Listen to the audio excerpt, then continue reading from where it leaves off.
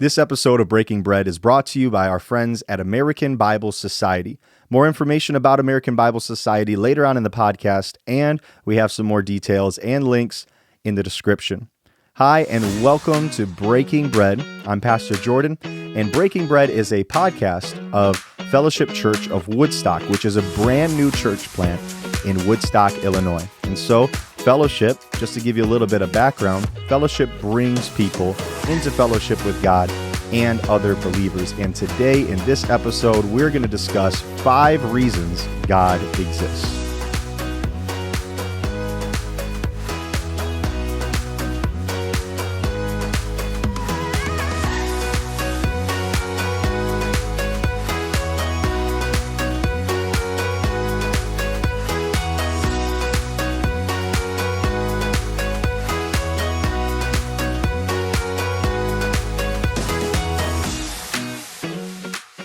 Okay, so before we can really get into fellowship with God, there's an important prerequisite. There's something that we have to have before we really can get into fellowship with God.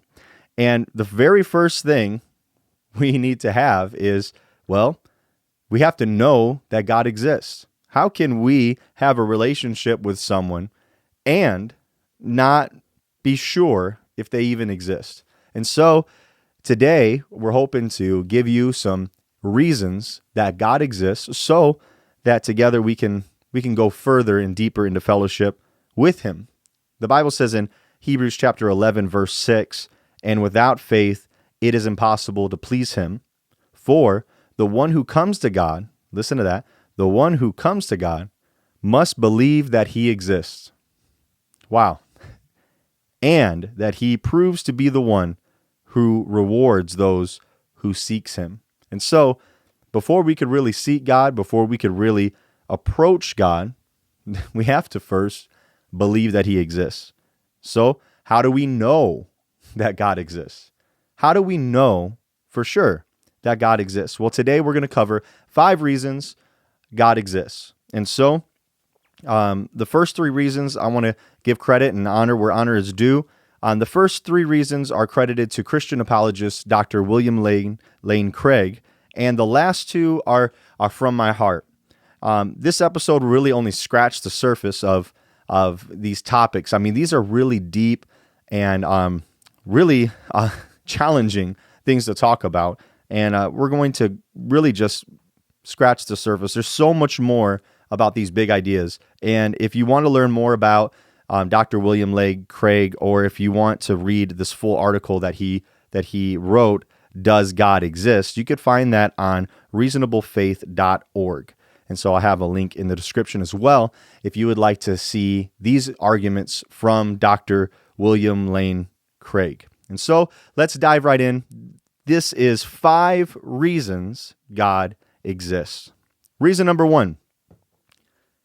Reason number 1, God is the best explanation of why anything exists. Think about it. The universe began to exist. If the universe began to exist, well, then the universe must have a cause that's outside of it. And so that's the basic argument that Dr. Craig has in his article, "Does God Exist?" And I agree with it. Yeah, it's really reasonable to believe and really to come to the knowledge of the existence of God, because the universe began to exist. And if the universe began to exist, then the universe must have a cause that is outside of it. So whether you believe in special creation, like most Christians do, or if you believe in the Big Bang or some kind of other cause, you agree with that statement that the universe began to exist. And since the universe began to exist or had a beginning, you should have no problem with that reasoning that we just went through. The creationist believes that in the beginning, God created the heavens and the earth. And so that's a beginning.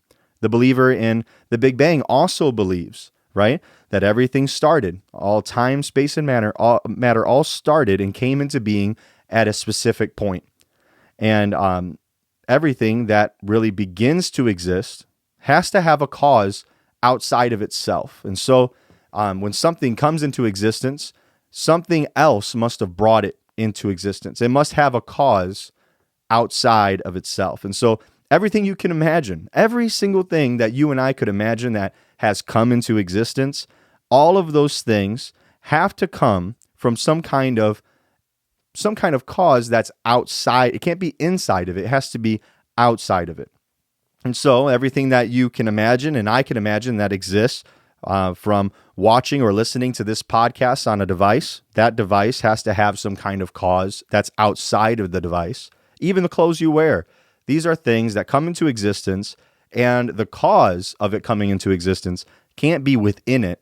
It has to be outside of it. And so if the universe, right, if it had a cause outside of it, then it had a transcendent cause, is the term that Dr. Craig uses. And so really, what could this cause be? If the universe had a cause that was outside of it, if it began to exist and everything that begins to exist has a cause, the universe began to exist, therefore the universe has a cause, that cause must be outside of itself. And so that lets us know, well, there must be a cause that is not made up of universe, a cause that's not made up of time, a cause that's not made up of space, and a cause that's not made up of matter.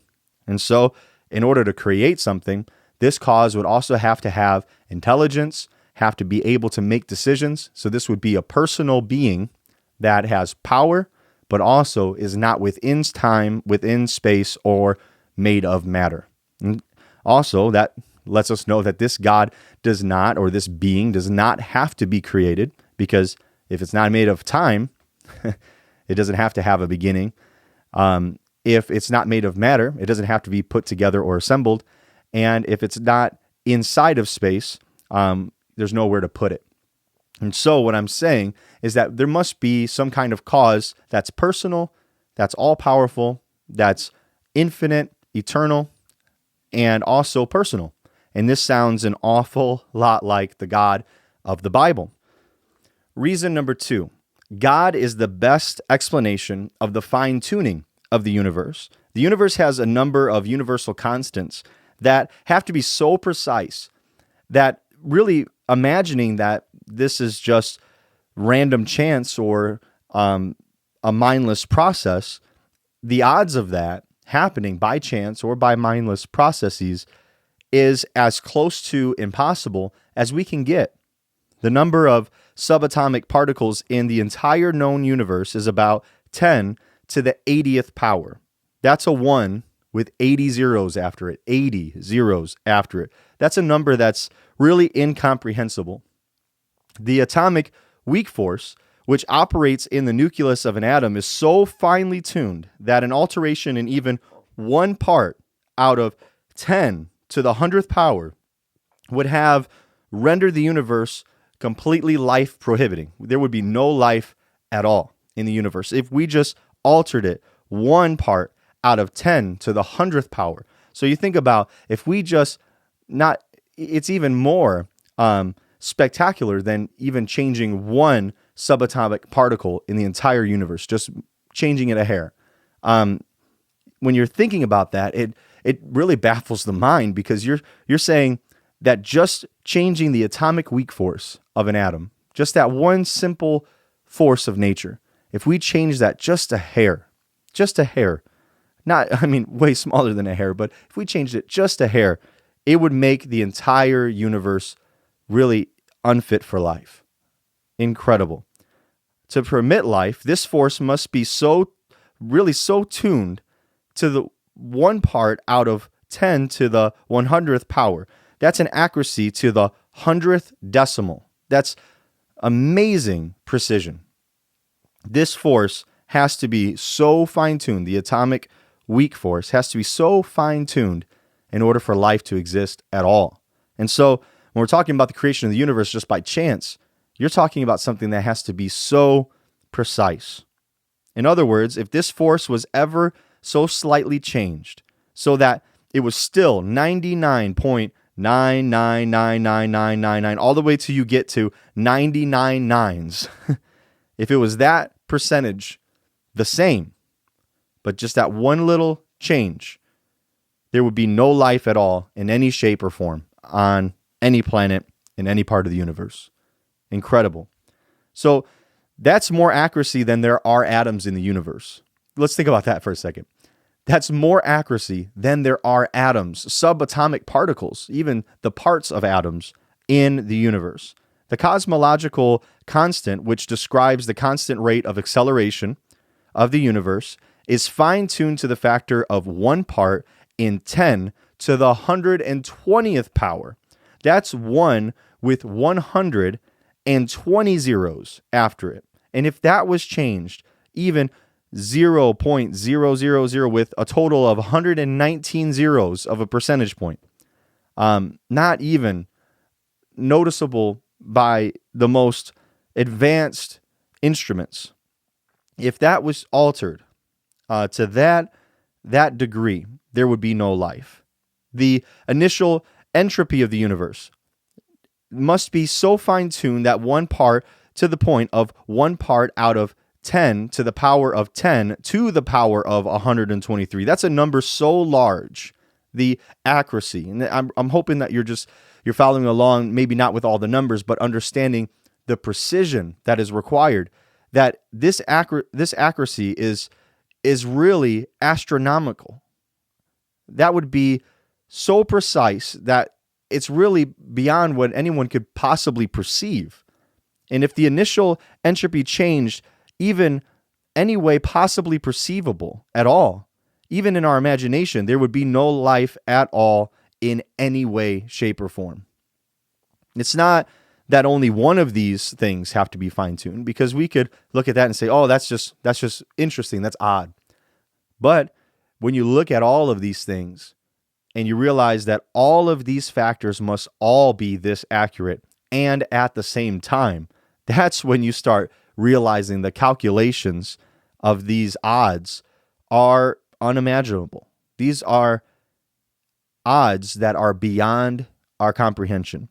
Even accuracy for 1 part in 10 to the 60th power in order for life to exist by chance would be as if you took a measuring tape from one end of the visible universe to the other end of the visible universe, covering 20 billion light years, and randomly threw a tennis ball and hit a target that was 1 inch across. That's the level of accuracy. That's extreme precision that we're talking about. And we're talking about a number that's more extreme than even that analogy, even that example. And so I believe it's a well-established scientific fact that we live in a universe that's fine-tuned for life. So the question is, who did the tuning? And so, of course, it's a logical step where we're saying, hey, the chances of this being done without personhood, without someone doing it, really, at what point does probability become a certainty? At what point do we say it's so probable that a person created the universe that we get to the point where it no longer makes sense talking about chances and odds? Well, there's a man, a mathematician named William Dembski, and he made this distinction that at 1 part to 10 to the 80th power is the line where something should go from probable to impossible. If it's a 1 out of 1 out of 10 chance, 1 out of 10 to the 80th power chance that something happens, it's no longer probable, it's impossible. And the reason why he makes that distinction is because that's more than all the subatomic particles in the universe. And therefore, there's really not a chance that anything could happen, because that's everything. And so making that distinction that, well, something is impossible at that point. At what point does probable become impossible? And so not all factors in the universe are so finely tuned. Still, they have limiting factors. For example, the Earth is in what's called the Goldilocks zone. If it was closer to the sun, it would be too hot. And if it was further from the sun, it would be too cold. Even Earth's gravity, it could be too great or too low for life to develop here on Earth. And so you need to have a lot of these factors still within limitations. Now, we discussed some things that have to be super fine-tuned, but some of these are also fairly fine-tuned as well. You need to have a moon that's approximately our size of the moon that we have for tides that don't kill everything. The reason why we have tides is it's the moon's pull on the oceans. And as the earth spins in that pull, the tides go high and low. And if we had a bigger moon, that would be bigger tides. And that could really kill everything. And so you need to have also a Jupiter as like a solar system vacuum cleaner out there in our solar system to remove the meteors and asteroids that are could be constantly plummeting into Earth. And so Jupiter kind of sucks all those up for us. Then the unique qualities like what water has and the presence of that water on our planet with these characteristics in a universe that also has the characteristics we talked about, really it starts to stack up to the point that it's not just those constants, it's not just the moon, it's not just Jupiter, it's not just where the Earth is in comparison to our sun. We're even talking about the atmosphere of our planet and its composition, the symbiotic relationships of plants producing oxygen and the bees pollinating the food that we eat. And it gets to the point where it should be undeniably, we should see that it is definitely fine-tuned. Someone did the tuning. Who's turning the knobs is the question. And so it becomes really, how did it have these unique initial conditions that if the Earth, of the Earth and the solar system, so like who did all of this adjusting? Who thought of all of this? Who did all of these things all at once? And so some options have been presented, such as the universe ensemble or parallel universes. Maybe there's an infinite number of universes. We just happen to live in that one out of an infinite number of ones that just happens to have the perfect conditions. But really, that just compounds the problem infinitely.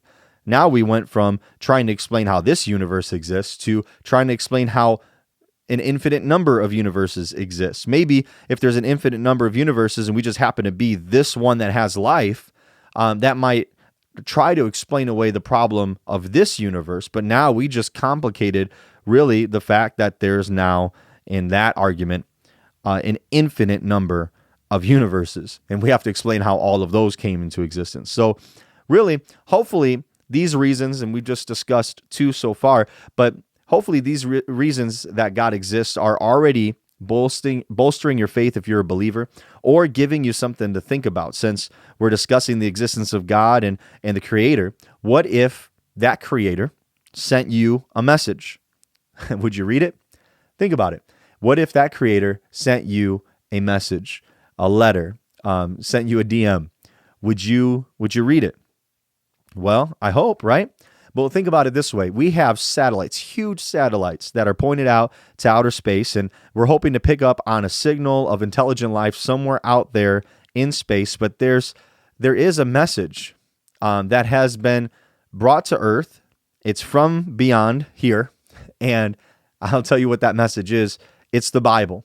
And so I'll ask you a very personal question. Where is your Bible? Have you seen it lately? Is it nearby? Maybe it's time for you to purchase a new one. And let me tell you about the American Bible Society. It's an awesome organization that really has a very easy to use website where you can navigate through and find a great Bible that is at an affordable price.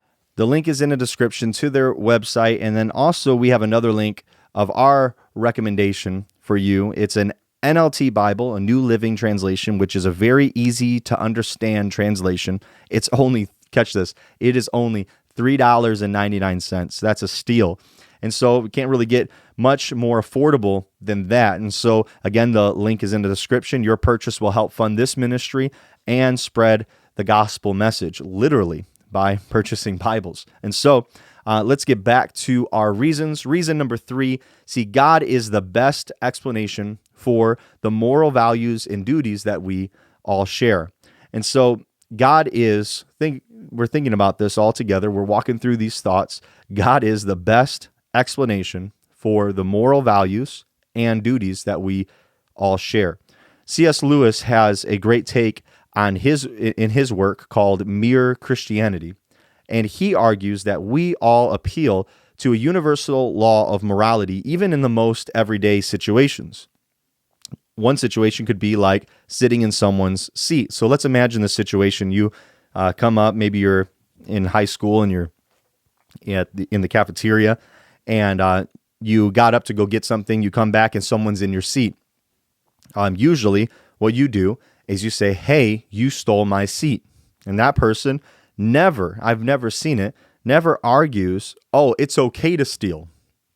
But usually that person would begin to defend themselves and try to argue that, well, in this situation, in this circumstance, either they didn't do it knowingly or they did not actually steal, because it's a universal moral law that thou shalt not steal. It's written on our conscience, and we hold each other to it.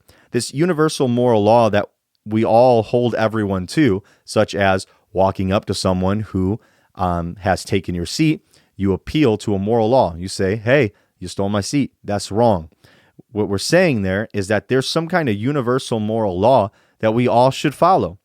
And, we didn't come up with these morals as a society. We didn't vote. We didn't come together and say, these are the good things and these are the bad things. If that's the case, if morals are just decided on by a society, then one society has no right to go to another society and challenge their morals, right? Because who says who's right in that situation? Well, we very much did that in World War II. We challenged Nazi Germany against a moral law. We said, "Hey, what you're doing is unacceptable," and we held them to a law higher than their law, higher than German law, higher than American law. It was something that we all share. It's a universal law. Others speculate that morality is just, well, what does the most good for the most people? I'm sure you've heard that before. Morality is just what does the most good for the most people. But isn't that just begging the question? Isn't that just assuming what we haven't proved? Well, what's good? Like, what is that? How do you define good? Usually the response is, well, it's obvious that it's not good to kill people or to steal things from people. So if you just don't do things that are negative to people or harm people, well, then the question is, what's harm? And why is it bad to harm? Why is it bad to end a life? Where are you getting these values from that you have not explained? And so there must be then a universal moral law that is imprinted in our consciousness, really from our Creator. So there's some kind of moral law that has been imprinted on our conscience, and that law is what we're holding everyone to, and we're saying you ought not to do that, and that consciousness is imprinted upon by our Creator. Reason number 4 that God exists. God was made known to us. That's cool. God was made known to us in Jesus Christ. The gospel, according to John chapter 14, verses 6 through 10, it says this: Jesus answered, "I am the way and the truth and the life. No one comes to the Father except through me. If you really knew me, you will know my Father as well. From now on, you do know him and have seen him."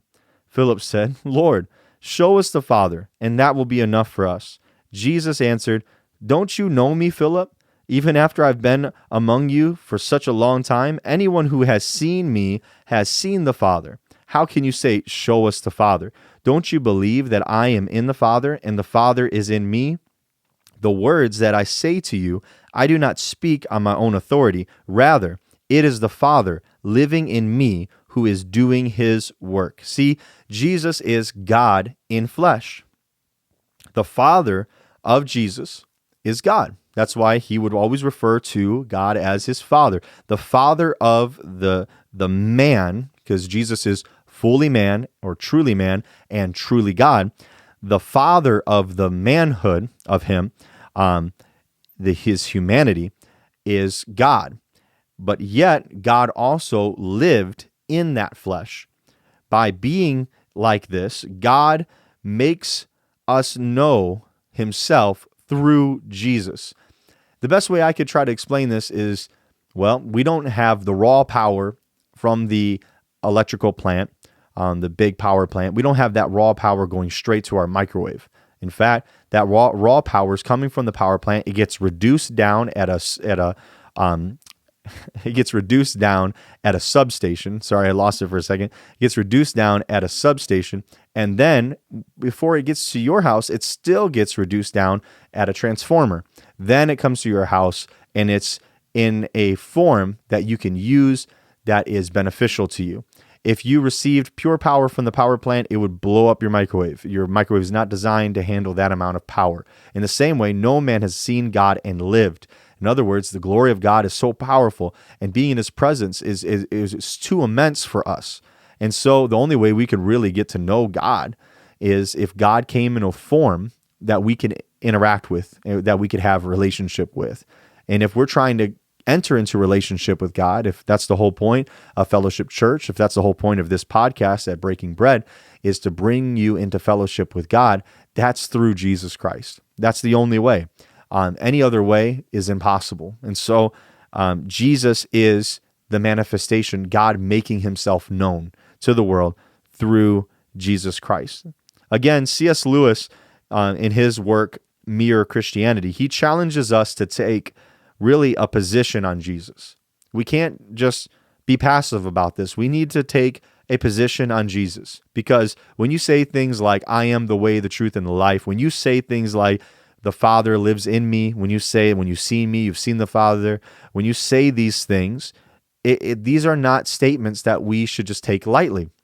And so C.S. Lewis really puts us into a corner in his work, and I believe it's a good corner to put ourselves into, of saying, well, either Jesus is a liar, a lunatic, or he's Lord. Either he's lying about his claims, or he's just lost his mind and he's a lunatic, or he is exactly who he says he is. And so I ask you today, what's your position on Jesus? Jesus asked his disciples, who do you say that I am?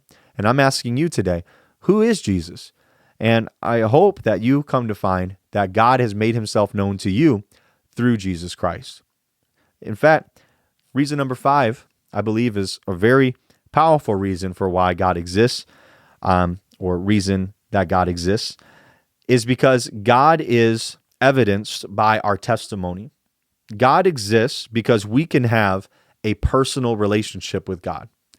You can't have a personal relationship with someone who does not exist and maintain your sanity. Yet there are many sane people who have a personal relationship with God. And so, more than me trying to prove to you that God exists, I'd rather you meet him. I'd rather you enter into fellowship with God. So we went a little sciencey. We talked a lot about numbers. We went really in depth about a lot of different things. That's probably more than maybe our appetite. But I'm hoping that we've all arrived at this point now where we see that what's better than talking about whether God exists or not is really entering into your own personal relationship with him. As that scripture said in the book of Hebrews, chapter 11, he is a rewarder of those who diligently seek him. And so if you want to seek God, and remember, you got to first believe that he exists. And hopefully tonight you've received adequate information to see that that's a reasonable position to have. And if you believe that he exists, I challenge you to seek him. And if you seek him, the Bible says he rewards those who diligently seek him. There you have it, 5 reasons God exists. And I pray that, if you are an unbeliever, perhaps this podcast has you thinking about these reasons more seriously. And it's my hope that you come into a relationship and fellowship with God through Jesus Christ. If you are a believer, I pray that this podcast has bolstered your faith and is a tool that you can share with your friends and family and bring them into fellowship with God through Jesus Christ. So be sure to subscribe, hit that notification bell, comment. You can even hit that like button. And by doing so, you're going to help really the reach of this ministry. You can support this podcast and the spreading of the gospel by visiting fellowshipwoodstock.church. And again, thank you to our friends at American Bible Society, a link to their site and a link to our recommendation. is in the description. Thank you for your support of this ministry by purchasing there, and God bless you. Thank you for breaking bread with me. This is Pastor Jordan of Fellowship Church of Woodstock, and we can't wait to hang out with you again next week. God bless.